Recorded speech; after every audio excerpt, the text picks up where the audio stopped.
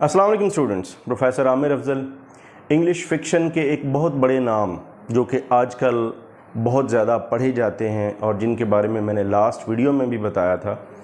कि आजकल वो सबसे ज़्यादा वाइडली रेड और सबसे ज़्यादा फेमस राइटर समझे जाते हैं। अगर हम कंटेम्प्रेरी लिटरेचर की बात करें और ख़ास तौर पे अगर हम बात करें फ़िक्शन की, तो उसमें एक बहुत बड़ा नाम है पाउलो कोएल्हो का। पाउलो कोएल्हो के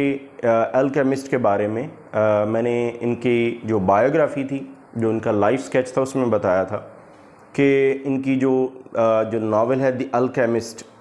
ये बहुत ज़्यादा पढ़ा गया और अराउंड 65 मिलियन, यानी ये जो मैं अब आपको बता रहा हूँ ये लेटेस्ट फिगर है। In that video I told you about 35 million plus, but now it has exceeded 65 million copies. The alchemist के बारे में मैंने थोड़ा सा हिंट दिया था जब मैंने आपको बायोग्राफ़ी बताई थी पाउलो कोएल्हो की। तो मैंने पाउलो कोएल्हो के जब लाइफ के बारे में बताया था, तो मैंने बताया था कि उनकी ज़िंदगी में एक लम्हा ऐसा आया था कि जब उनको एक पिलग्रिमेज पे जाना पड़ा। उनको एक एडवाइस मिली कहीं से, एक स्ट्रेंजर से, कि वो उनको एक पिलग्रिमेज पे जाना चाहिए और वहाँ पे जाके उनकी ज़िंदगी का जो रूट है, जो पाथ है, वो बदला। And then he turned towards spirituality. और उसके बाद फिर उनकी जो वर्ल्ड है, not only from outside but from inside, वो वर्ल्ड जो है वो उनकी तब्दील हुई, वो बदल गए। तो उस पॉइंट को डिस्क्राइब करने के लिए, यानी जो उनके अंदर एक ट्रांसफॉर्मेशन आई, उस ट्रांसफॉर्मेशन का सबसे बड़ा जो रिप्रेजेंटेटिव वर्क है पाउलो कोएल्हो का, वो अल्केमिस्ट है। सो अल्केमिस्ट को हम एक एलिगरी भी कह सकते हैं, एक सिम्बॉलिक नावल भी कह सकते हैं, और एक एपिफनी भी कह सकते हैं। It is the result of that Epiphany which was there in the case of Paulo Coelho. अब अगर हम बात करें द अल्केमिस्ट की, तो आज की ये जो पहली वीडियो है, ये 2 वीडियोस की एक, आप कह लें कि इसका एक सीक्वल होगा बाद में। जैसे कि मैं इससे पहले आपके सामने प्रैक्टिस रही है कि जो एक लेंथी समरी होती है या जो एक लेंथी प्लॉट होता है, उसको हम 2 या 3 हिस्सों में डिवाइड करते हैं ताकि हम उसकी ज़्यादातर जो माइन्यूट डिटेल्स हैं उनको भी डिस्कस करें। Because we are not concern only with the story, we are concerned with each and every minor and minute details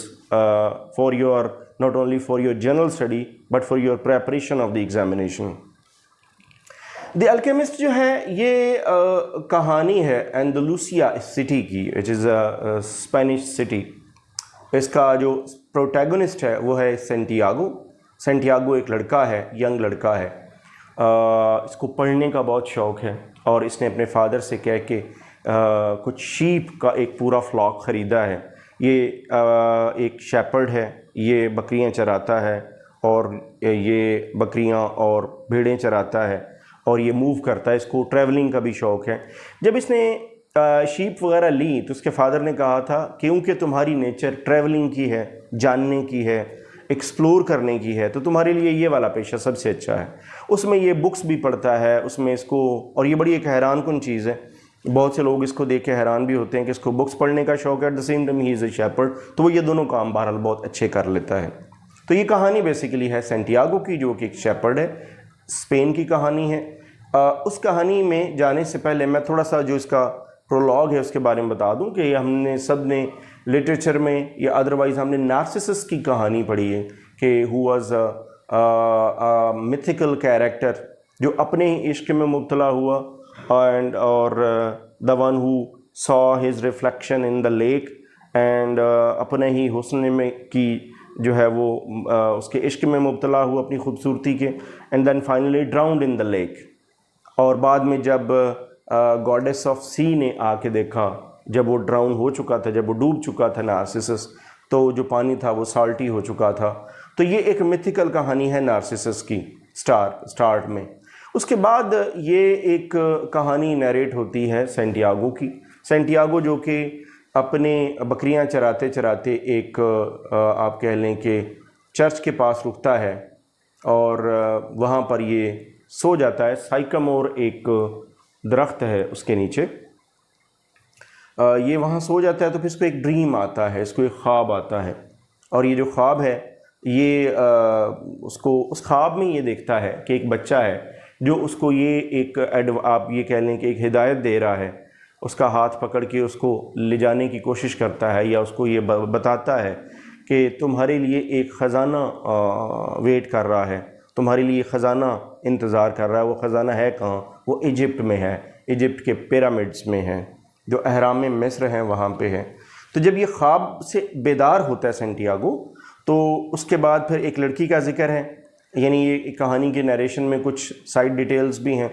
تو وہ جو لڑکی ہے اس کا ذکر، کیونکہ اس کو یہ وول بیچنے جاتا ہے، یہ لڑکی جو ہے یہ مرچنٹ کی بیٹی ہے، جس مرچنٹ کے ساتھ یہ اپنا کام کرتا ہے۔ اس لڑکی کا جو حسن ہے وہ بھی اس سے بڑا متاثر ہے، سینٹیاگو اس کو پسند بھی کرتا ہے،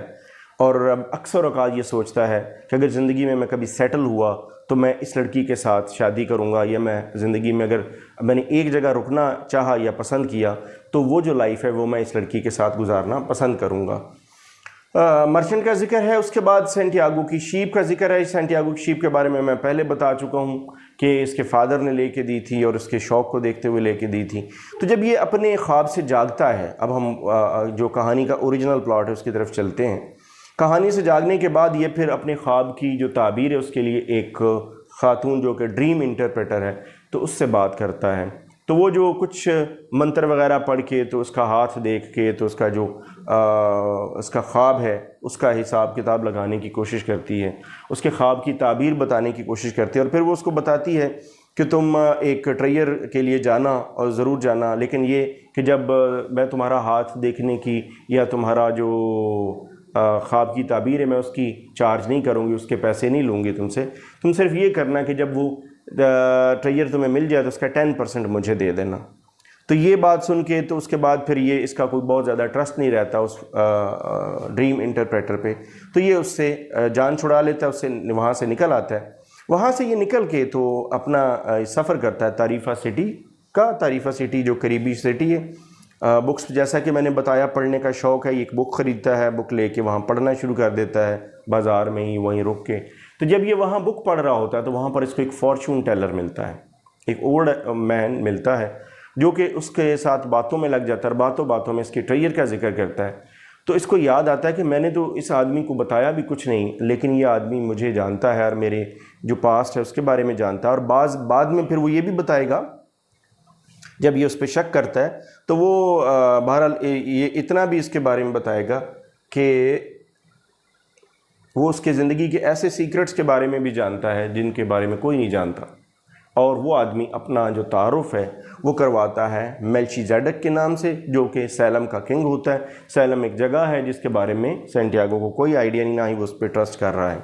میلچی زیڈک نے جب اس سے باتیں کی اور خزانے کی باتیں کی تو وہاں پر اس نے ذکر کیا پرسنل لیجنڈ کا۔ اب یہ ایک بہت بڑا، جیسے میں نے سٹارٹ میں بتایا، اور میں انشاءاللہ جب یہ اس کی سمری کمپلیٹ کر لیں گے تو ایک ویڈیو ہم اس بات پہ کریں گے، ایک لیکچر اس بات پہ ہوگا کہ اس کے جو ایلیگریکل یا سمبولک میننگز ہیں وہ کیا ہیں۔ پہلے میں ذرا ایک دفعہ اس کی سمری آپ کے سامنے میں سم اپ کر لوں۔ تو میلچی زیڈک جو ہے وہ پھر بتاتا ہے پرسنل لیجنڈ کا، اور کہتا ہے یہ پرسنل لیجنڈ وہ ہے، یہ وہ ڈریم ہے، وہ ایمبیشن ہے جس کے لیے جب آپ ینگ ہوتے ہیں تو آپ ہر طرح کی کوشش کرتے ہیں۔ جب آپ کوشش کرتے ہیں اس کے لیے آپ ایفرٹ کرتے ہیں، اسٹرگل کرتے ہیں، ہارڈ ورک کرتے ہیں، تو آپ اس کو اچیو کر لیتے ہیں۔ لیکن جب آپ کا وہ جو پرسنل لیجنڈ ہے، اگر آپ اس کو اپنی نوجوانی میں، اپنی انرجی کے ڈیز میں اس کو حاصل کرنے کی کوشش نہیں کرتے تو اولڈ ایج میں جا کے وہ آپ کے قابو میں نہیں آتا، نہ آپ اس کو اچیو کر سکتے ہیں۔ میلچی زیڈک نے بھی وہی بات کی جب یہ ایک بیسیکلی جیسے میں نے بتایا ایک فارچون ٹیلر کا رول پلے کر رہا ہے، تو انہوں نے بھی جب سینٹیاگو سے بات کی تو انہوں نے کہا کہ اگر مجھے آپ 10% شیپ کا اگر حصہ دو تو میں تمہیں اس کے ایگزیکٹ لوکیشن یا ٹریئر کی جو میپ ہے اس کے بارے میں بتا سکتا ہوں۔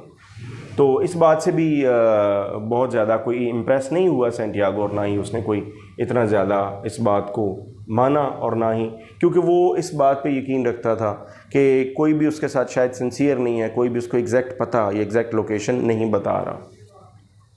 سینٹیاگو کا جرنی جاری رہا، یہ وہاں سے نکلا، اس کو جب وہاں سے پتہ چلا تو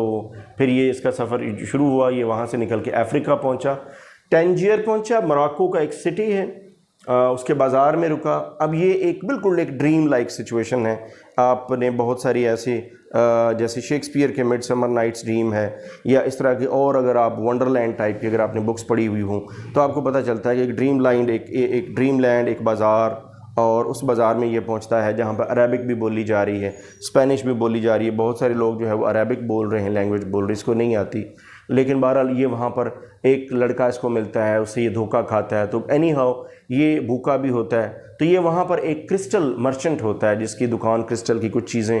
بنانے کی ہوتی ہے، تو یہ اس کے پاس پہنچتا ہے، اسے جا کے یہ بتاتا ہے کہ بھوک لگی ہوتی ہے اور پیسے نہیں اس کے پاس ہوتے، تو یہ کہتا ہے کہ میں اگر آپ کا جو گلاس ہے وہ صاف کر دوں، جو شیشہ باہر لگا ہوا ہے، اگر میں اس کو صاف کر دوں تو مجھے آپ کھانے کے لیے کوئی رقم دیں گے، تو یہ وہ پہلے اس کو منع کرتا ہے، لیکن جب وہ صاف کر دیتا ہے تو اس کے کچھ کسٹمرز آتے ہیں جس سے وہ امپریس ہو کے اس کو وہاں پر جاب دے دیتا ہے، یہ جاب کرنا شروع کر دیتا ہے۔ اس کے بہت سارے اچھے آئیڈیاز، جس میں ایک میں نے یہاں پر لکھا ہے ڈسپلے آف کیس، ایک کیس کا ڈسپلے بھی کرتا ہے، یہ وہاں کرسٹل مرچنٹ کے پاس کافی عرصہ جاب کرتا ہے، تقریباً اراؤنڈ اے ایئر، تو یہ وہاں پر اس کو کافی زیادہ اس کا بزنس امپروو کرتا ہے۔ وہ جو کرسٹل مرچنٹ ہوتا ہے وہ کہتا ہے کہ میں قرآن کو فالو کرتا ہوں اور میں میری جو سب سے بڑی زندگی خواہش ہے وہ میں مکہ جانا چاہتا ہوں حج کرنے کے لیے۔ سینٹیاگو کہتا ہے میری جو سب سے بڑی خواہش ہے وہ یہ ہے کہ میں اپنے پلان یعنی اپنے ٹریئر کے پیچھے جانا چاہتا ہوں۔ اس میں ایک چیز بتانا بھول گیا، اس میں جب میلچیزیڈک ملا تو اس نے سینٹیاگو کے حوالے دو سٹونز، شائننگ سٹونز کیے تھے، ایک کا نام اوریم تھا، دوسرے کا نام تمیم تھا، تو یہ دونوں جو پتھر تھے یہ اس کی رہنمائی کے لیے تھے اور خاص طور پہ اس کو یاد دہانی کے لیے تھے کہ آپ کا جو اصل مقصد ہے وہ کیا ہے۔ تو یہ جب وہاں ہوتا ہے اور اپنے تقریباً ایک وقت میں یہ ڈیسائیڈ نہیں کر پا رہا ہوتا، اس کے پاس دو آپشنز ہوتے ہیں جب یہ کرسٹل مرچنٹ کے پاس جاب کر کے تو بالکل فیڈ اپ ہو چکا ہوتا ہے۔ ایک آپشن یہ ہے کہ جو پیسے یہاں سے ملے ہیں اس سے ایک فلاک آف شیپ لے، واپس جا کے تو پھر جو مرچنٹ کی بیٹی اس سے شادی کرے اور وہاں رہنا شروع کر دے۔ دوسرا آپشن یہ تھا کہ وہ آگے جانے کے لیے جب یہ کنونس نہیں ہو رہا ہوتا تو اس کی پاکٹ سے وہ دو جو سٹونز ہیں وہ نیچے گرتے ہیں اور اس کو یاد دہانی کرواتے ہیں، تو پھر یہ دوبارہ سے اپنی ہمت اکٹھی کرتا ہے اور ہی starts his journey towards desert کی طرف جاتا ہے۔ تو پھر اس کو یہاں پر ملتے ہیں، ایک انگلش مین ملتا ہے، ایک انگلش مین جو سٹارٹ میں اس کو بہت زیادہ کوئی ایسا اچھا رسپانس نہیں دیتا، لیکن بعد میں پھر اس کے ساتھ اس کی گپ شپ ہو جاتی ہے اور انگلش مین پھر اس کو بتاتا ہے کہ وہ ایک ایسے آدمی کی تلاش میں ہے، کہ ایسے آدمی کو جانتا بھی ہے جو الکیمی کا جو علم ہے وہ جانتا ہے، یعنی وہ لیڈ اور جو باقی میٹلز ہیں ان کا سونا بنانا جانتا ہے، اور یہ اس کو ملوائے گا اس سے، اور اس طرح سے یہ پھر سونا بنانے کا آرٹ جو ہے وہ سیکھ جائیں گے۔ ابھی یہ سفر کر رہے ہوتے ہیں تو جس کاروان کا یہ حصہ ہوتے ہیں اور جس جگہ سے انہوں نے گزرنا ہوتا ہے تو وہاں پر یہ ایک خطرہ ہوتا ہے کہ وہاں کے ٹرائبز کی آپس میں جنگ بھی ہو رہی ہوتی ہے، تو بہرحال یہ وہاں سے کسی نہ کسی طرح سے گزر جاتے ہیں، جنگ سے بچا کے، تو یہ وہاں سے آگے گزر جاتے ہیں۔ آگے پھر یہ اپنا ان کا سفر جو ہے وہ جاری رہتا ہے، آگے انگلش مین کس طرح سے گائیڈ کرے گا اور سینٹیاگو کیا اپنے منزل مقصود یا اپنے ٹریئر تک پہنچ پائے گا یا نہیں، یہ سب دیکھنے کے لیے آپ ویٹ کیجئے نیکسٹ ویڈیو کا۔ اس ویڈیو میں نے تقریباً ہاف اس کی جو پلاٹ ہے اس کو کور کرنے کی کوشش کی ہے۔ نیکسٹ ویڈیو کے ساتھ دوبارہ حاضر ہوں گا۔ Thanks for watching.